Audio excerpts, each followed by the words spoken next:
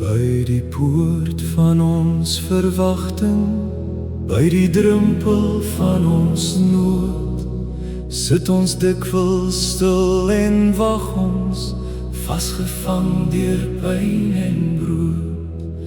Maar U, Here, sien ons raak sien, U gaan nooit by wonde ver, U kom naby in ons broosheid, U, die Christus, altyd nær. Silwer, goud kan nie verlos nie, rykdom kan nie lewe gee, maar die naam van Jesus Christus bring die mag van God hiermee. En daardie naam kom hoop weer nader, en daardie naam breek lig weer deur, en daardie naam word swaktes opgehef, gaan genade voor ons deur. Staan dan op, o hart wat wankel, staan dan op, o siel wat sug, want die Here van die lewe roep die dowe asem terug.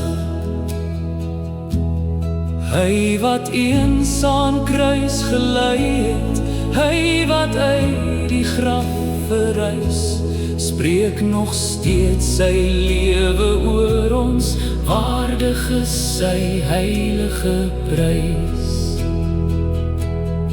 Aan die hand van troue liefde word die neergebukte gelei, wat verlam was deur die jare, word in Christus weer bevry. Voete vind hul krag in swakheid, enkels word deur God versterk, en die mond wat eens geswyg het, sing nou uit sy wonderwerk. Laat ons loop in nuwe lewe, laat ons spring in heilige vreug, laat ons God met harte loof nou, want sy goedheid maak ons nuut. Nie net by die poort laat sit nie, maar na binne bring U ons, tot in tempels van aanbidding, tot by lig en lof en glans. Here Jesus, naam bo name, hou ons vas wanneer ons val. Leer ons kyk na die wat sukkel, leer ons lief hê, een en al.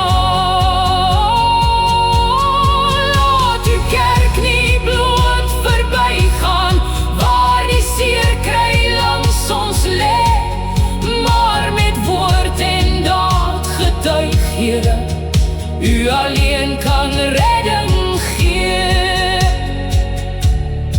Aan U Vader kom die Here, aan die Seun die lof en mag, aan die Gees die heilige werking, nou en elke